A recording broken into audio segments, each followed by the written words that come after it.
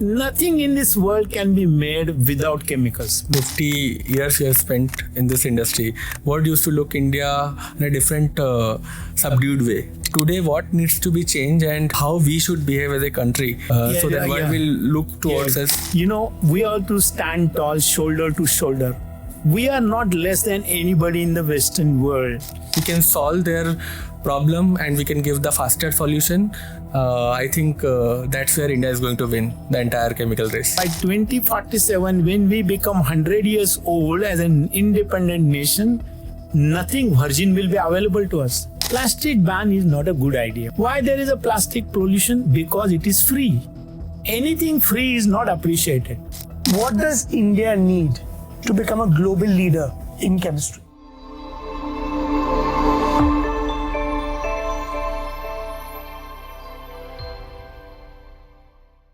Hi, my name is Aaryan. Welcome to Molecule Makers. And we've got something special for you today. I'm going to walk you through something. It's going to be a journey, but it's a special moment for us. 570 research papers, 137 patents. He is also a Padma Shri awardee. Also, the only Indian to be invited to sign the Nobel Stockholm Declaration on the chemistry for the future. We are not talking about a group of scientists, don't get me wrong. It's one. And it's a pleasure to have you. Dr. G.D. Yadav, thank you so much for joining us today. Thank you, sir. Thank you very much, Aaryan, for inviting me and trying to open me up about my past and what I did and what I want to do. So I'm very happy to be here. Thank you. Thank you, sir. Thank you for joining us. Yeah. And to my right, I've got someone who I normally don't see in such a setup. Our co-founder and CEO, Salil Srivastava, also the brains, the leader behind the energy of this company. And we've been able to scale it to this level, all thanks to his leadership. But Salil, I'll leave the floor to you. Thank you, sir. Thank you for joining us and spending entire day with us. I think a lot of things where we wanted to talk on, but time is a constraint, so we'll keep it very concise. So looking forward to this conversation, and thank you for joining, sir. So let's just get to it. Arjunwada, 1950s. Okay, what was life like in the young days? How was it like growing up there? Very good question. Arjunwada was that time a small village in Kolhapur district in Radhanagari Tehsil, which is about 30 kilometers from Kolhapur. A population of about 430 when I was there. We had practically no school. A new school building was going to be built, but till that time, everybody was studying in village temples. And there was always a paucity of teachers. Okay, that was the situation. And going to school, believe me, I did not like to go to the school. So one day, a group of students came to my home and my mother said, take this boy. And they literally lifted me and took me to the school. And the teacher, I remember his name, Bhatt, sir. He read a very nice story of a man. His name was Tikoji Rao. He was sitting on his donkey and the donkey was lured by carrots and the donkey was walk. And that story was so interesting. I said, I'm not going to miss any school from that day onwards. That was really fun. You can't believe, in villages how students study. Hardly we had any teachers. And when our school building was built, there were 3 rooms in that school building. And we had, education up to 7th standard. Maximum number of teachers would be 4 to 5. So one teacher has to teach 2 classes. So I was simply lucky. I was in 3rd standard and my brother was in 6th standard. So we had the same teacher. So we were sitting in the same classroom on the floor. Of course, this is a village school. And the teacher would teach them very interesting stories of Shivaji Maharaj. And I used to listen. I used to raise my hand. I used to say, I would like to answer. And of course, the teacher would say, no, it is not for you. But that was really fun. I think that fun we'll never have. Yeah. That was the school. So where I studied, where everybody took joy in going and fetching kids from their homes to the school. That was half an hour in the morning. That was our exercise. Then only the school will start. Amazing. Who knew, sir, that a story could be the reason why we've got one of the greatest scientific minds our country or the world has ever had. Right, Salil? That's so inspiring, I guess. Growing up in such a different setup, I would say, very difficult setup, and taking this entire country on your shoulder and then building the entire innovation engine for country is amazing. It's so inspiring for us. I agree, and it's with the ethos of what we do here. It's because of people like Sir that we are able to build our. Can you just tell us about your UDCT journey? Yeah, I'll tell you. Before that, I want to tell you something very interesting story. Because our village did not have classes beyond 7th standard, we had to go to another village, which was about 3+ kilometers from my village. So we used to walk every day. And what was our equipment? We used to have one danda with us, everybody, all students. Nobody had any, footwear. Why we used to have it? Because on the way we'll meet with snakes and other things. So it was dangerous. So everybody should be prepared to kill snake if it comes on the way. And also another interesting part was we used to have the lagor. You see that lagor is where you pluck fruits, particularly mangoes. We used to hit the mango, and when the mango falls down, we'll collect it. So I was in my 9th standard. There was a, examination. It's a 6 monthly, examination. And that was the Sanskrit paper. In my village, we had the only one cycle, which everybody used. That is, it is their cycle. But that day, I had the honor of riding their cycle because I wanted to come fast, because there was a wrestling bout in our village. And I was also going to have a wrestling bout. And my number in that was 43. I still remember. And my opponent was a kid from another village. So I wanted to participate. Therefore, I finished that question, the answer in 1 hour, sat on the bicycle, rode it to my village. And before 3:30, I was there. This question paper was at 2 o'clock. So 1 hour I finished. And interestingly, the teacher gave me 100 marks out of 100. He also used to teach us English. And when I finished my 9th, and another interesting thing happened. We had all temporary teachers in my high school, so-called high school.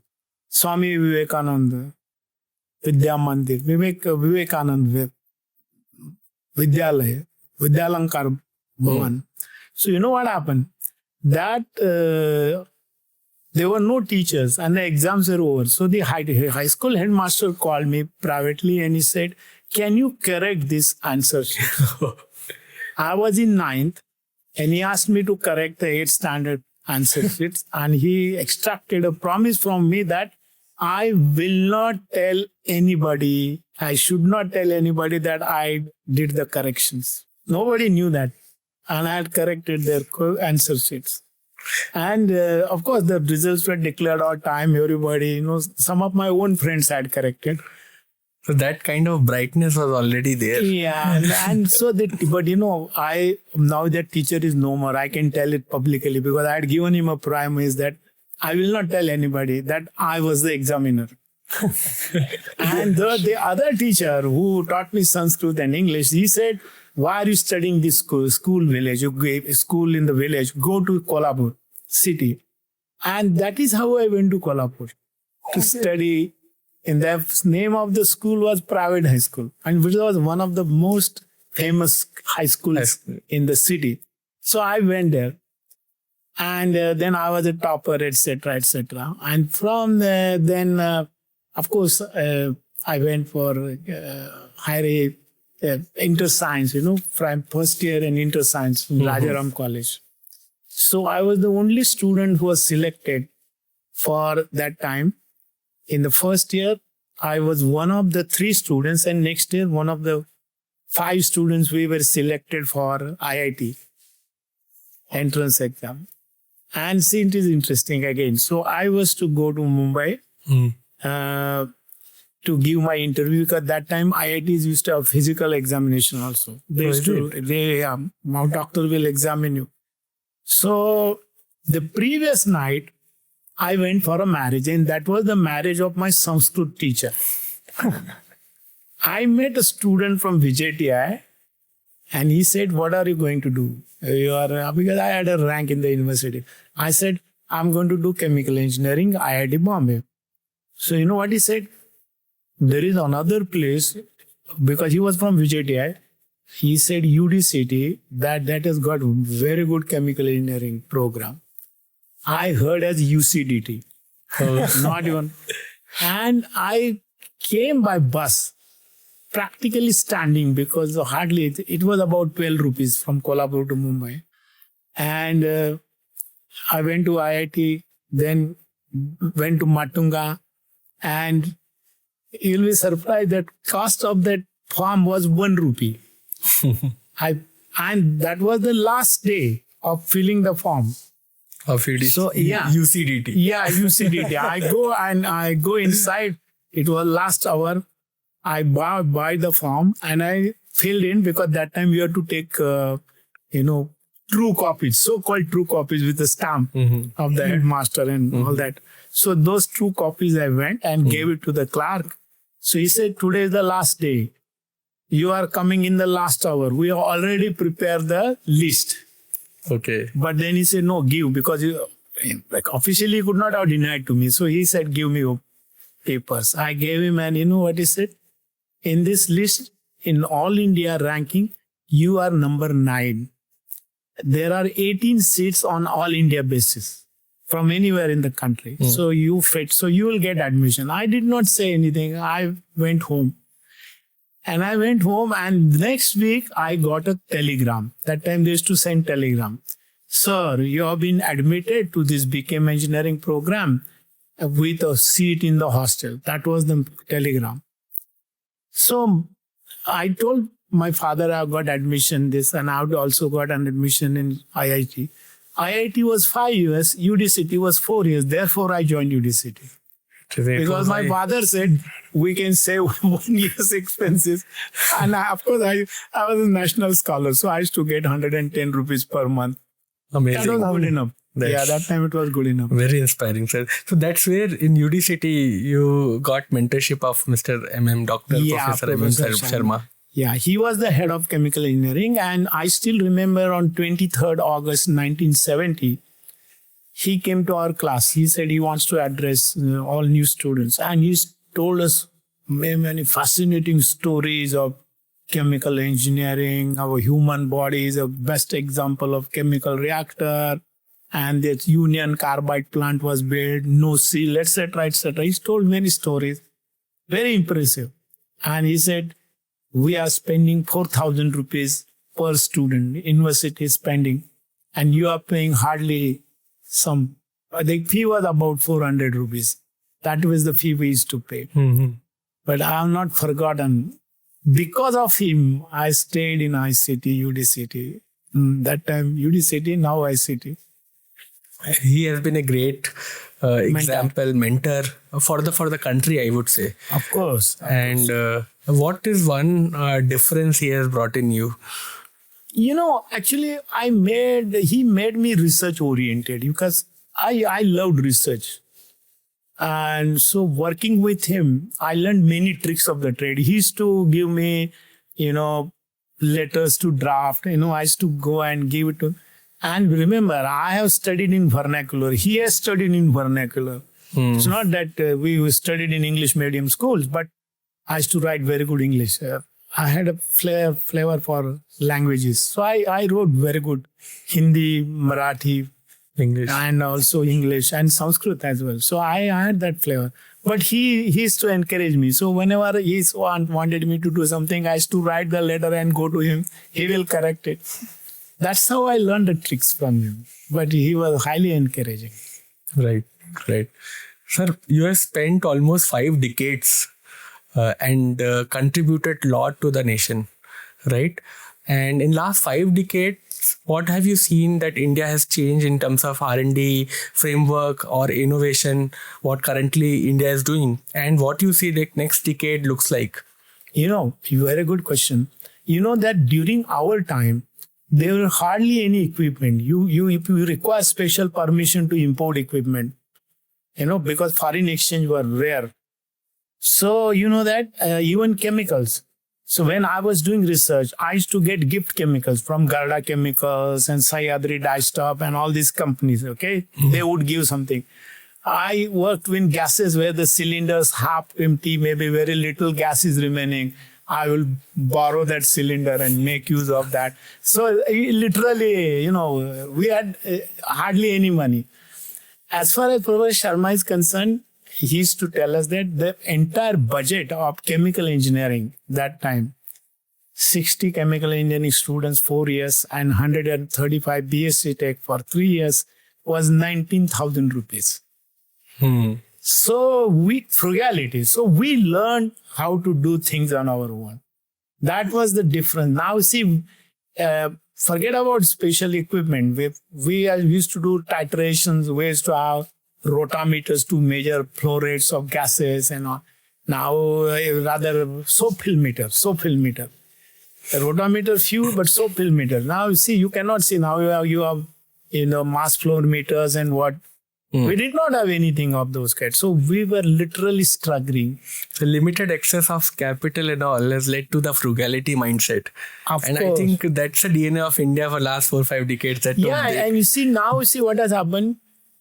We get many things in plenty. Now, most of the research institutions, IITs, NITs and all, they have got enough money. They get money. It's not that they're deprived of that. But creating original ideas, ours was idea-based research, not equipment-based research. And that was Professor Sharma's hallmark. It was idea-based research. Very Sometimes theoretical work, which is far ahead of its time. That was the... And how you see next decade, sir? See, now you see what has happened. A good question. The reason being that we are living in the world of AI, ML and whatnot. All these sorts of things are happening. Earlier, we used to go to the library, open the chemical abstracts and read and jot it down. Then it is not only just, so we'll read this page, that page. So sometimes relevant, irrelevant information also is known to you. Now what? You give a keyword and something will come within a fraction of a second. So we used to go to the library with a notebook or a card and write things. Right. Now you don't have to labor. You get instantly because of internet on the huge database. Things have changed. That was not the case. And now with AI and all, you have access to the data, True. but the data must be quality data. Very true. Who has produced that data? What is the standard deviation in that data? Whether are they reliable data? All that matter. But yes, so speed has increased. We can do predictive maintenance by using AI, right? Yes. But we cannot create original ideas with AI. Original idea is original idea. Correct? You may be aided in analyzing the data which you have. True. And finding a fast solution. That is what is happening. Whether you do research or otherwise. So speed of doing things has gone really fast. Yeah. So speed is the one which has gone up like anything. So India has incredible research output. Decades and decades and incredible scientists like you have contributed to it. But one way we've lackluster to an extent is commercializing and taking it to the next level. You and Salil have both been at the injunction or conjunction of that. How do you think that India can actually capitalize on this incredible R&D talent and also research output? Yeah, I would say that so far, if you see the entire academic infrastructure or framework, the incentivization is around the fame and the publishing the R&D or the records or maybe the research what they are doing. I think the entire shift has to happen from academic first to the commerce first approach. Right. The people should start building towards which can be become a real commercial large outcome and which can solve real problem in the world, right? Doing research on academic or on paper, I think that shouldn't be an incentive. That should be there, but I think larger piece should come from, larger outcome will come when people will shift their entire approach to the commerce or commercial outcome first. So that is one thing. And second, I would say that today world is looking towards India. And there's a strong, this is the time of era of India, right? Next decade, India will see a lot of development across manufacturing, across multiple segments. So people should start working on the global first approach, where not only India demand, global customers, global clients are looking to us. And now if we can solve their problem and we can give the faster solution, I think that's where India is going to win the entire chemical race. Fantastic. So, do you have anything to add to that? Yeah, I'll tell you what. I have a model which I used to tell my colleagues when I was the vice chancellor, or even before that. That is a 3P model. That is patent, publish, and prosper. You develop technology, transfer that technology to industry, and obviously you will be rewarded with whatever contract you have signed. In ICT's case, I tell you what happened. Long time ago, it was in 1991. The ICT, the UDCT then was a part of Mumbai University. I applied for a patent, but then I had to take a permission of the management council. So my papers went to Mumbai University, this Ford campus. No answer for 1 year. Changed it. Then they said, submit 35 copies of entire document. Now all secrets are there in that. They say 35 copies. Why? Because all members should get that. So I submit. Now I had no option. Then I get a, letter from them. You are permitted to apply for patent, but university is not responsible for it. You have to pay on your own and maintain everything. So that time, DST, Department of Science and Technology, they had this TIFAC unit. TIFAC used to started this program. But the name of the gentleman was R.K. Saha. He said they will support me in filing the patent. So they supported me. It was not much, about 5,000 rupees. They paid for me. And then I became the first example, academic institution patent holder supported by, TIFAC. Okay. And so they used to call me to give talks everywhere, but how TIFAC is helping. But the most important part, when UDCT became independent, deemed university, and I became the founding vice chancellor, I knew the difficulties of the researchers. I was very sympathetic to everybody. I said, and people used to come to me for permissions. So the moment they come, I used to approve. Okay, go ahead. Now everybody was surprised. So I said, who am I to stop your idea being patented? That is the job of the patent attorney or examiner. True. Right? That's it. I'm nobody. I'm not expert in everything. But I want to facilitate this. At the most, I will lose that money, patent fee. Okay? I have no problem. So during my tenure of 10.5 years, 406 patents were filed. Wow. Of which 169 were granted. Oh my God. But believe me, I had the largest share in that, and somebody else. But the idea was I wanted people to file their patent so that they get, and with industry at another, I used to tell the industry, you have the first right of refusal. We'll have 50-50, first right of refusal. If you refuse, then we'll go to somebody else, sell the patent, and whatever we get, 50-50. That was my formula. It worked out like a charm. But why people don't patent things? Because they are afraid of, they don't know, they are not sure about what patent means. And also that time, 7, 8, 9, 10 years for one patent application. 10 years. Now that doesn't happen. Last year in 2025, India filed 1.34 lakh. Incredible. 1,34,000 patents. This is the incredible. record, first time. Because now they are doing it very fast. But earlier it never happened. So when I was elected as a fellow of the US Academy of Inventors, that program was done in USPTO. So my name was there on the plate, and that others who were inducted with me in that USPTO office. And I happened to be the only second Indian. See, you can imagine the joy that USPTO is recognizing you for patents, many US patents. So these patents related to hydrogen and other derivatives. Do you see that these patents, maybe 1.3 lakhs patent India has filed, where you see that the commercial real outcome? Yeah, very good question. So for that, in academia, we don't have a system which is called the technology transfer and technology licensing deans. They should be there, and these people should be from industry. They should come and join academia. They know the value of patents. Not all patents can be commercialized. Remember that. Almost 98% of the patents are not commercialized, but the remaining ones they have potential. 98%, some of them will be blocking somebody's entry into that area. So there are many patents, they block somebody else's entry. Like, you have only one window kept. All other windows and door is closed. So you cannot enter. That is the idea. But yes, unless you try, you cannot get it. So that is another problem. Why?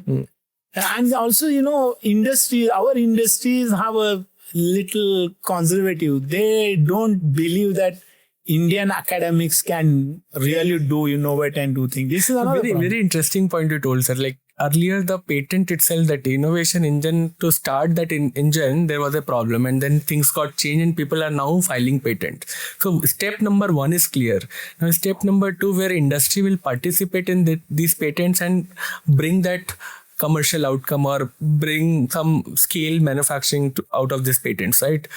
Whether that framework is not ready today, that infrastructure is not ready today, or that's a mindset problem of industry that today these patents are like just for academic purpose. I tell you something. You know there are TRL level 1 to 9. Right. TRL level 1 to 3, you can do in the academic lab. But thereafter, you require some hand-holding. You require some industry participation. Right. And then when it goes to TR 11, 6, 7, 8, 9, that is the time actually the industry should be taking that idea. That is what it is. So, what is happening is that people give up. They give up. They do good work. They might publish also, but they don't realize the value of their patent. And people give up because the time and the capital requirement to commercialize that could be one reason. No, I'll tell you something. I had developed a very interesting theory and done experiments also, but we are not patented it. And so Dow Chemicals once invited me to USA, and they specifically told me that I should talk on that topic only. So when I went to Midland and gave a talk there, they gave me some honorarium also. I was very happy.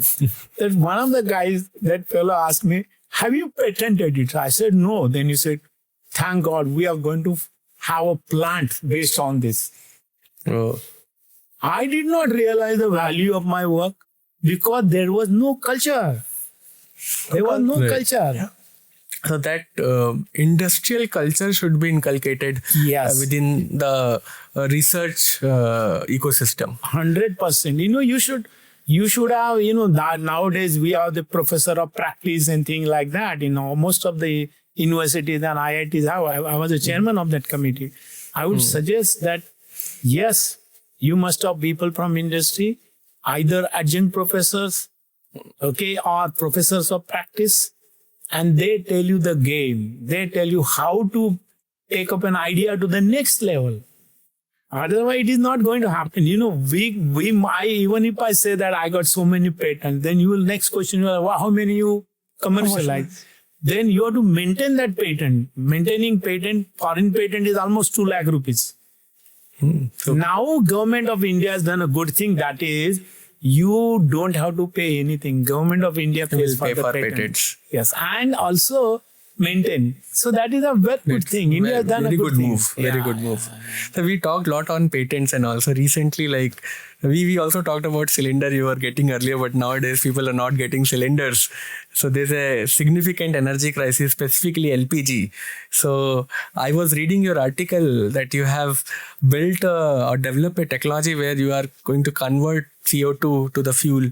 So can we Yeah, I'll understand tell more you on something. You know, I have been working in variety of areas, so-called green chemistry and engineering, sustainability for last so many years, maybe almost 30 years I've been working. In fact, I started the first program in ICT. I used to teach chemical engineering students green chemistry and green technology courses. Then I converted that into green technology MTech program where all sorts of students used to come. that? But I'll tell you something. What work we have been doing, I said nothing is waste. Everything is a value. There is no waste. Waste has to be valorized. So what are the wastes? For example, the biomass waste, correct? Agricultural waste. The Yes. farmers burn it, create pollution. You can't land in Delhi. Then there is a particulate matter and all those things. Air quality index goes beyond 300, 400, 500. Very bad thing. So my suggestion is what? No, that should not be done. How can we increase farmers' income? Take all agricultural waste because it is bulky. It has to be compacted, densified, and make pellets. Okay, and these pellets you can transfer to somewhere else. And from that agricultural waste, because it has got cellulose, hemicellulose, lignin, all these are very good sources of chemicals. And then with hydrogenation, hydrogenolysis, and oxidation, I can make variety of chemicals, so-called biorefineries. Okay, like a petroleum refinery, these will be biorefineries. So that is one thing. So in the case of carbon dioxide is generated, and we are worried about carbon dioxide. You know, our aim is what? To limit the temperature of the globe by the end of this century to 1.5 degrees Celsius. That is so-called Paris Agreement of 2015. Yes. And so remember, we have to control carbon dioxide. That means we should not be burning things. Or even if we burn, we have to take care of that carbon dioxide. That is the so-called net zero. Net zero means what? Whatever carbon dioxide you generate, you have to take care of it. Either you sequester it, store it, or make something else. So my philosophy is what? It is not net zero, net negative. Carbon dioxide becomes a feedstock. From carbon dioxide, I can make chemicals. So hydrogen comes into picture. That is green hydrogen. So carbon dioxide to methane, carbon dioxide to LPG, carbon dioxide to higher hydrocarbon, carbon dioxide to SAF, sustainable aviation fluids.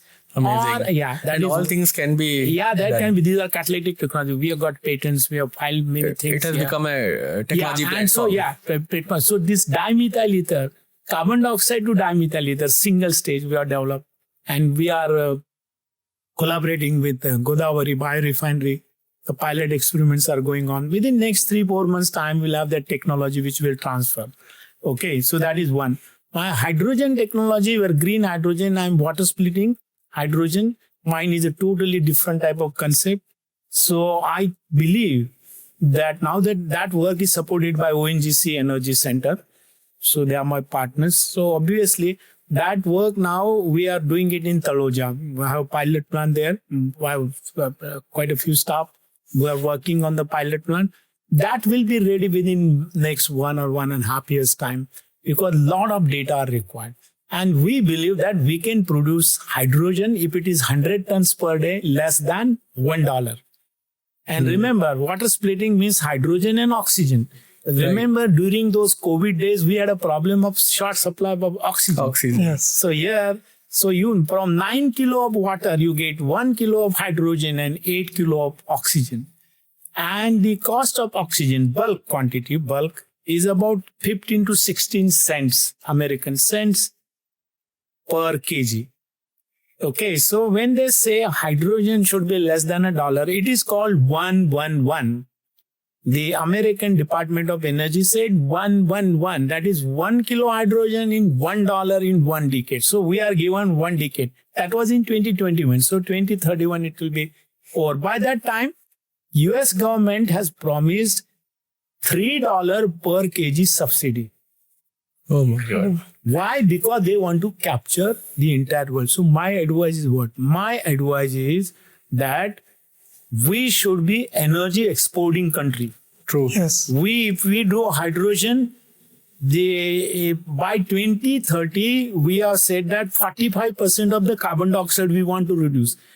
50% of our energy will be green energy, Yes. renewable energy. In that, hydrogen will play a very important role. That number is anywhere between, about 840 million metric tons. That is the upper limit. Lower is about 520. But that means hydrogen economy will grow, and this hydrogen will be useful for all sorts of industries, converting waste into wealth, making different chemicals. So biorefineries become a reality. Yeah. Another interesting part, which people are not realizing, in our country, we want to ban everything. Is, for example, plastic ban. Plastic ban is not a good idea. I tell you why. During this COVID period, we were saved by plastic. Why there is a plastic pollution? Because it is free. Anything free is not appreciated. Argument's sake, I'll give you a good example of that. You know the housewife. The housewife will never throw newspaper outside. She will collect it and sell it as raddi, waste paper. She gets a lot of money. Sometimes she sprinkles water to increase the weight. Correct? But the same housewife, when she takes the milk and milk bag takes the milk out, she does not allow even one drop of milk to remain there. She will put copious quantity of water, shake it well. If she is not able to shake well, she will ask her husband to shake it 100 times. What is the philosophy? Philosophy is that milk drop also has a value, but that plastic has no values, therefore it is thrown. My suggestion is very simple. Supposing there was a barcode on that, 20 rupees. Suppose milk is 60 rupees, you have to pay 20 rupees. When you return that milk bag, your 20 rupees will be given back to you. So like a newspaper boy comes to your home every day in the morning, another boy will come and collect it. Segregation of plastic at source can be achieved. There will not be any litter anywhere. And pollution will be stopped. And tomorrow we will have this kind of plastic as a feedstock, because I can do chemical recycling, I can do ammonolysis, methanolysis, solvolysis. Very enterprising thought. Yeah, all sorts of chemical hydrocarbons I can produce. So why ban it? Ban means illicit business. That will boost a different route of doing business. Correct. But this is really very enterprising thought that how to curb that. We should Exactly not. what you were talking about, combining that research and commercial angle. Yeah. I think, look, we have to, ultimately my personal belief, I'm telling you, my personal belief, nothing should be banned. Alternate should be provided first before you ban it. So if one technology doesn't solve the problem, another has to be developed. Otherwise, still we'll be driving my bicycle only. Correct? Right. Why did we? So if technology advances, better solution, better technology is the solution, not banning. Because ban means illicit business. Authorities make money. But this is really amazing that providing a technology platform so that anything which is there like CO2, you have to make it as a consumption material, not to emit in the environment. So those things I think is So it will that is change what the entire. see, the last year, you know that how much CO2 we emitted? 42.4 gigatons, billion tons. That has to be captured. And this so-called net zero means 10 gigatons. Not more than 10 gigatons by any sources across the world should be emitted into the atmosphere so the temperature remains constant. So our scientific team also has inculcated that green chemistry practices in our research center. So all 12 principles of green chemistry we have inculcated. Whenever good. you are free, Very we good. will Actually, walk you that is through. what is. So waste to wealth. Nothing is waste. So argument's sake, I will tell you batteries. When we talk about EV, right? That means it is not going to pollute. But if the electricity is generated by using coal, it is CV, coal. So it is not EV. EV means it has to be renewable energy which is used to generate electricity. True. That is EV, correct? So we have to change our philosophy. And I have another suggestion. Because, our government has done a very good job. It's like 1 crore households will have, this solar rooftop. Solar tops. But you have to store that energy somewhere, right? In the grid capacity has to be increased. We do not have the grid capacity. Grid capacity is not So there. grid capacity increase the first exercise which our government should do. Then solar, of course, another issue. After 25 years, solar panels become useless. We started in the year 2000.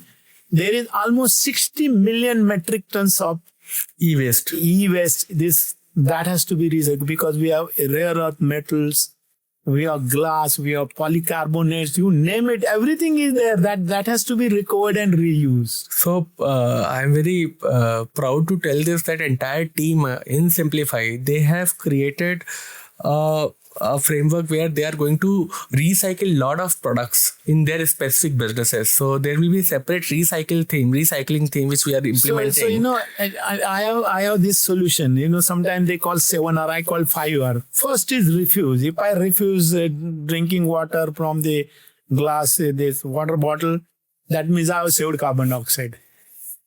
Right? Then repurpose. Repurpose means use the same material for something else. Like for example, this aspirin, which people used to use for headache, and Yes. now it is a blood thinner. So Right. all people above 50, they take aspirin, right? Yes. That is blood thinner. Then reuse. Okay? Reuse. Reduce. So And last is recycle. Recycle engineering is going to be the best thing, which everything has to be recycled. Everything has a value. True. For example, I call chemical engineering, future chemical engineering as recycle engineering. Because nothing virgin is there. True. I think starting from battery, you have automotive e-waste, then you have plastic recycling, you have rPET, and everything. Now we have started doing these recycling of these materials, and we are setting up new infrastructure as well. On the television, I'm saying it jokingly, but I mean it, that some sadhu and boa comes, he says, beta, zara acha vichar karo, right? Positive raho. I'm saying negative raho. What is negative carbon. Okay. So no carbon should be used as a fuel in any fuel mix. All material recycle, everything, because by 2047, when we become 100 years old as an independent nation, nothing virgin will be available to us. Whether it is minerals, materials, whatever, we will not have them. So, this conversation is the reason why we have things like scientific advisory boards. Yeah. Right? In a 30-45 minute podcast, you could create millions of dollars worth of value just of ideas, which can then get commercialized. But sir, one really selfish question I have to ask. You've seen the chemical industry over decades. What makes you want to partner and work with Scimplify? Oh, very good question. Look, I liked your idea. What you are helping the country, you are helping the industry. This industry was looked down upon, chemical industry. I tell you what, supposing there is a modern Swayamvar, that is where the groom is chosen by the bride with the garland, she will, and there is a long list of these, potential grooms. She will never garland a chemist or chemical engineer or chemical technology because she thinks these are all dirty fellows, polluting fellows, because that is the impression. Correct? They do not know nothing in this world, whatever we have here, this camera, mobile phone, nothing in this world can be made without chemicals. Many man-made objects. Whether it is mobile phone, for example, there are 30 inorganic oxides in that. The so-called touch screen, it is indium oxide.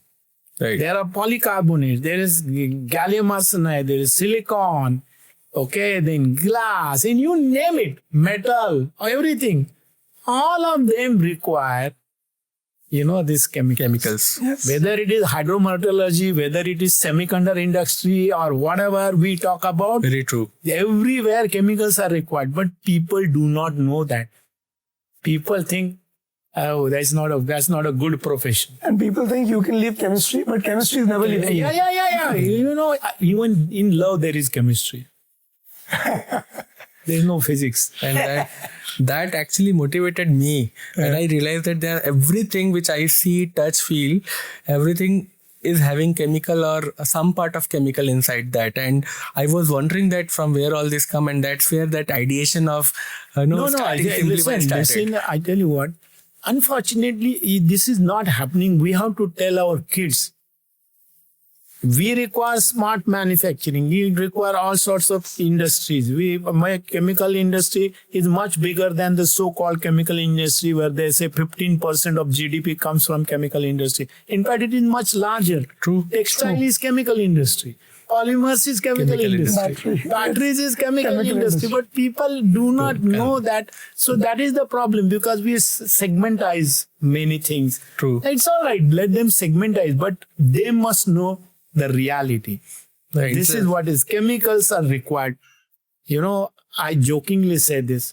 Show me any place around and the object is not made by including this, not made by using chemicals, I will give you 100 crore rupees. I don't have even one with me, but why I'm saying because there is nothing can be found. True. Nothing can be found. But this message has to go to society at large. So I must compliment you and your colleagues for helping chemical and allied industry, pharmaceutical industry, whatever material industry, by this fantastic concept called Scimplify. Thank you. Okay. Thank you, sir. So, in fact, we realize that chemistry is shaping everyday's life. It's changing how we consume things, how we improvise things. So it's like changing the entire behavior of the human mankind, like how we perceive things. So chemistry or chemical engineering or entire chemical industry is driving the entire world in a way. So people are not realizing. And we were very curious that how single molecule is shaping that, as you said, that mobile or a semiconductor or a textile or a pharmaceutical drug or agrochemical or food. It's everywhere. So we wanted to build that entire engine where we can move the innovation faster and make manufacturing and real and another product interesting, faster. I will add to something to that. 70% of chemicals do not see the common light. They are used by some other chemical industry. Right. So they end up in products, maybe polymers or whatever. General public will not see something. They may say soap.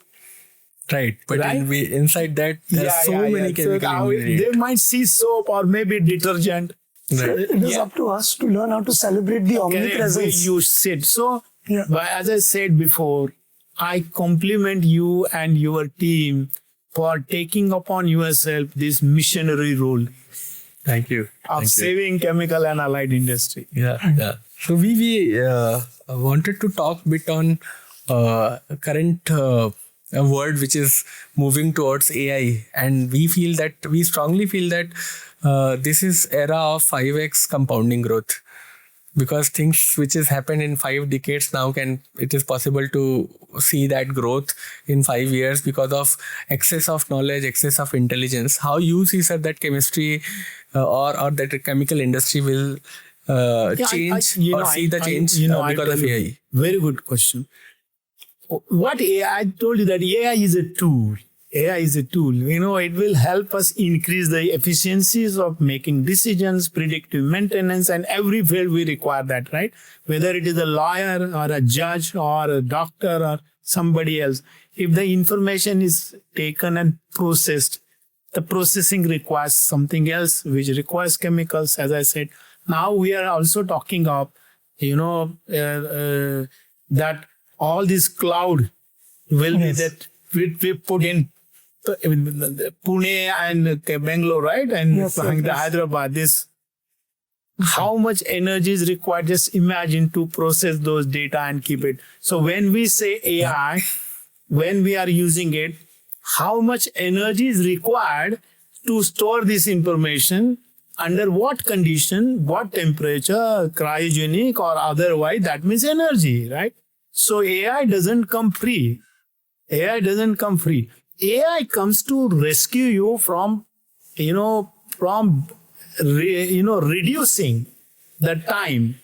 Right. It reduces Accuracy the time. and time. Accuracy and time, and that is based on real data. If the data are wrong, AI will not give you correct answers. Precisely. You So that, what I see, sir, earlier a lot of follow-ups, reconciliation, resolution. So autonomous resolution will happen through AI. yeah, And 100%. And next 4-5 years, we see as a company that there's a question of intelligence, right? Today we talk and we say that there's obvious intelligence. The bar of obvious intelligence will go up because intelligence will be accessible to everyone. So the bar of intelligence will go up. I think that will change the entire. See, I tell you what is going to happen. Certain mental calculations we used to do. Now you may not do it because you say, AI will give me this answer, right? It's like a school teacher. Okay, you don't know, so you go to the library earlier.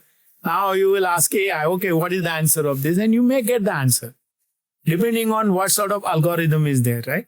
Right. So this is very important. So AI will evolve. And it is believed that the AI capacity may be more than human intelligence by 2030. That is believed. True. But AI will not replace human intelligence. Very true. It will Because as never you said, replace human intelligence. You said that original ideas will come from human. You may take fast decisions, But the original the innovation. original innovation that will never be. It may aid you. Maybe you got tons of data. Right. It's like finding a needle in a haystack, right? That is what it is. So that unless that originality is there, you will not be able to do it. So we have developed a tool where it discovers the root of synthesis or the recipe of that entire process in much faster way. So earlier our scientists used to do exercise for let's say a week time or they take 10-15 days, but now it is happening in seconds. Yeah. So but only drawback I would tell you, people should not literally accept it as the answer. Yes. You have to question that answer, how it was, given by that AI, what sort of algorithm it used, which database it used. Which database, that is very important. True. So you may get the answer fast, but that answer you must think independently. Right. So that is my advice. Today, I think human in the loop is much important intervention because whatever it is recommending or throwing as a result is not 100% accurate. So by all means, you can check it. Whatever correct answer. It's like, as I said, it is predictability will increase because it has got certain set of data. Like suppose you have got huge data and your client is some XYZ company. Okay, and they were doing something, but they failed and they came to you and they said, okay, do this. First thing you are going to ask, why did you fail? Give me the data. We may take help of AI. We may put our brains together and find out why did they fail. First, the so-called root cause analysis. That has to be done. Where AI can help me in root cause analysis. But I must have that correct data. And then I will suggest. But even suggesting, you will have to think, is it correct? Because AI is saying so and so, is it correct? That thinking is still required. Yes. So how we are using currently, other than R&D, because R&D, there are a lot of patent data it is extracting and giving us better recommendation, faster and more accurate, you can say. But other than that, we work with 500 plus factories. We have created digital twin of these factories on the platform. Okay, very now, good. which factory can do respective process in most efficient manner?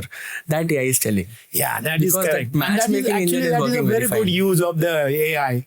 It is a very good use because look, everybody wants fast answers. Like I said yesterday, not even tomorrow. You want fast answer. Which factory will do it? Again, the material availability, supply chain management, everything you will look at it. True. From where you are getting it. Is it available in the market? Is it affected by the Middle East war or not? Whatever. Right. These data, this information, if you give, it will give you a correct answer. It will save your time. Right. It will allow you more time to innovate. And that's what an innovation first company correct. will need because your everyday work can become 10x. But Yeah, that creative absolutely. mindset goes to 10x too. Yeah. You know, I read a very nice book some time back. It is called Think Tank by David Linden. It's a collection of 40 essays by neurologists. They were all neurologists. One of the authors in that article, because he has examined brains of young child, older people, middle-aged people, everybody. And you know what he found? He said, human intelligence cannot be replicated by AI. Human intelligence, yes, it will help you, but it will not help you generate new ideas unless you are original. Very true. Great. So before we end this, we're going to do something that I like to call, you need to answer at the speed of AI. The rapid fire round. All right. All right. So we'll start with Salil. Sure. With Scimplify, what is that one moment that you felt this might actually work? I would say customer validation on the first instance, Right. the acceptance of model from the customer side, and when we got the first customer, they said let's scale it up, let's build this faster because it's working very fine. And that energy is continued till now. And Only getting now more. every day it is very incremental change you can see in the company. Compounding, as you It's say. compounding very fast. Now, Doc, what separates a good scientist from a truly great one? The great scientist will never lose track. He will never give up. A good scientist may do something in the lab, but great scientist will never give up. He will continue because failure is temporary. Success is autocatalytic. Wow. If you are successful once, you will become successful again and again. But not giving up is the greatest virtue. Sir, and this is how I think industrialists and scientists are so similar, because it's the persistence to not give up. And that's why we feel, and I think Salil will also agree, and I think you will too, sir. That's why they'll make such a good team. Correct. We just need to figure out how to take that team to the next level. And that's what we're trying to do here. But before I diverge again, I'll ask you your quick next question. Yeah. Salil, if not for the chemical industry, it's very omnipresent and we know what you love. Which other industry would you be in, if not for this? In today's world, something which is related to AI, I would say that knowledge is what we drive, intelligence what we drive. So I think something around intelligence and knowledge could be education and all. Okay, interesting. And so if not science, if not chemistry, same question to you, what path do you think you would have taken? I would have taken literature. Oh, lovely. So are we going to expect some short stories coming soon? No, I'm a poet. You know that I have written the ICT song. I have written, which is No the way. university song. I must have written many poems. Incredible. I am a poet by nature. The left brain and the right brain is truly in cohesion over here. So in fact, when I was in my so-called inter-science before I went to ICT, I won a competition, poetry competition. And the professor was a Marathi professor in my college. He said, hey, you join my department. So I said, no, I want to be a chemical engineer. And I said, I can still write poetry by being a chemical engineer. But I will not be able to do chemical engineering if I become a poet. And honestly, I think being a chemical engineer might make you a better poet because you understand the way the world works. No, my poem is Rasayan Devika. It is, that poem is a goddess of chemicals. Right. Oh, Yeah, that is. So I created this goddess. The whole purpose is to give peace, tranquility to the entire world. wow. Making use of waste. Everything is there in that poem. This is fascinating. Yeah, and I wrote that while I was traveling from Mumbai to Delhi. I wrote it. And I never told anybody because it was released on, in 2012 when we had the convocation. That's an incredible. I did not tell anybody I wrote it, but then Chief Minister Prithviraj Chauhan said, who wrote this poem? And then I told him I wrote this poem. Oh my God. Incredible, This sir. is, wow. Wow. I think we will move to the final few questions and we'll quickly go very quick with this one. So, Salil, No. as a founder, every day it's persistence is there, but what's the one thing in you or in most founders that makes them different, the successful ones? I would say that ability to learn fast, execute fast, Execute fast, right? yes. Both, because maybe you're not from same field or function, but the ability to learn quicker, faster is what I feel that where we are strong as a company, Right. Very right? true. And everyone should drive that. And you've driven it, I mean, me at least, that culture. So I think that's a really good one. And back to you, sir.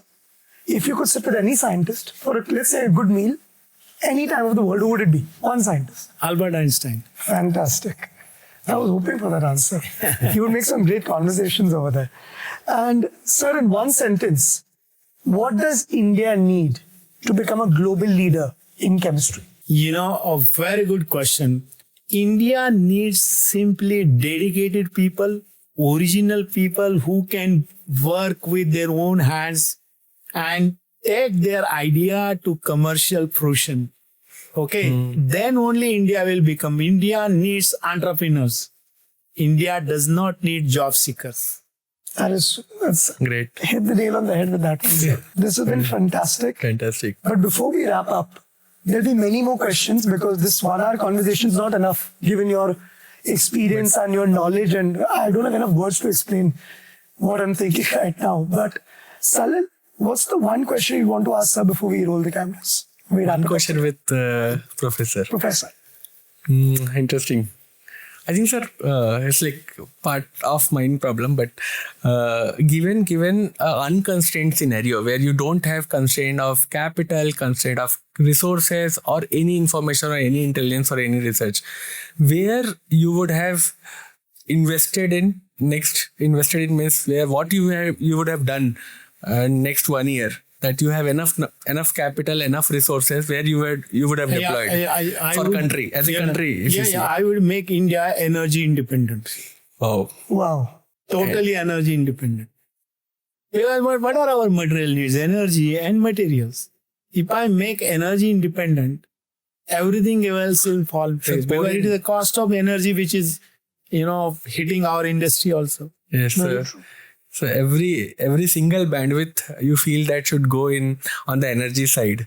And definitely as a company, we should also start looking that guidance from you that we should invest in energy sector as well. Very true. Yes. How to make India energy independent. Right. It's a great inspiration, sir, having you on the podcast.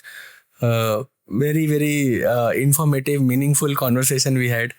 I think a lot of things to take away from this conversation. Thanks for being with us. Thanks for spending time with us. I must tell you, I enjoyed expressing my views. It was not prepared or anything. You just said you are going to do it, and I agreed. Yes. Because I'm personally a talkative person. I like to express myself whenever and mostly I must tell you, I don't write speeches. I talk on the spot, Wow. extempore, Very looking obvious. at the situation there, and I can talk on many subjects. So given your poetic nature, we can believe that. from science, spirituality to anything. I can talk on that, and I've done it, and any sort of audience. So that is very interesting because I believe this particular podcast Fantastic. was revealing who I am and what we should do as a nation. I am highly nationalistic. Right, sir. Before we wind up, one important point, like if you can talk that how world is looking towards us. There's a trust deficit. There's like, as you said that earlier, for 50 years you have spent in this industry, world used to look India in a different subdued way, right? Today, what needs to be changed and how we should behave as a country so that world will look towards us. We have to stand tall, shoulder to shoulder. We are not less than anybody in the Western world. We have contributed to the economy of the West. Our talent has gone there because they found an outlet. They found an outlet. Okay, their talent was used. They were allowed to grow. Now we know that these are our people. Okay, we should look at the world as we are, like Vishwa Guru we say, na? Right. We can really do that, but we have to believe ourselves. We have to believe our youth. We are highly talented people in India, and they should be given opportunity. great talent density India produces. Yeah, we have so many talented people. Unfortunately, many people do not know. And I think we are a spiritual capital. We are a spiritual capital. The spirituality with the talent, if that is combined properly, we will be a great nation. And I will tell you something else, which I did not say. My personal belief, we want to be a $30 trillion economy by 2047. How do we become 30 trillion? We are just 4.2 trillion, right? Yes. That means this major 4 or 5 states must generate almost $4 to $5 trillion economy in next few years. Each state needs to be a million. Yeah. That then only will be trillion. But another thing, our GDP growth should be cumulative about 24-25%. That is one. Service sector may be about 70%. Right. Auto sector may grow about 10%, right? 10%.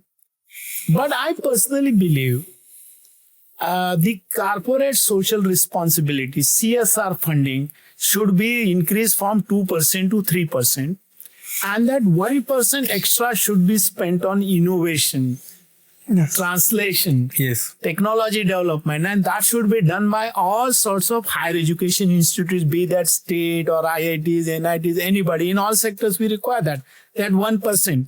And in that, 0.2% should be given, I call this scheme as SIR, S-I-R, Students Internship Responsibility. Every student who is college going must have internship. And this is where I always been saying, and I did it in ICT 2 campuses, we should have a trimester system, not semester system. Trimester system, student alternate term, they go to industry, they come back, they can participate in changing the syllabus, vibrant syllabus, they become confident, and continuous evaluation, 70%. Okay, so 30% only for the end trimester. That is the formula. And last but not the least, girls' education should be free till PhD. It does not mean all girls will become PhD. It means those who are capable will not be hindered by lack of finances. Right. Okay. And an educated mother is not just educating the family, it is educating the society. Right. And they will control population.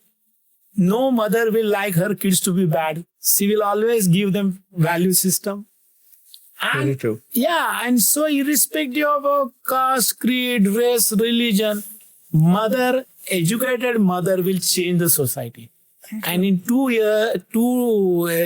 decades rather, India will be a great nation. That is my personal belief. And there are a lot of ways by which we can educate girls freely. Incredible. This was way deeper and way more valuable than we could have ever imagined. True. Thank you so much, sir. Thank you, sir. Thank you, Salil, for joining us. And we're signing off here on Molecule Makers. And hopefully we'll have another extempo conversation. Yeah, with Doctor very soon. Whenever, yes, by all means. On different topic. Sure. Thank you. Thank you. Sir.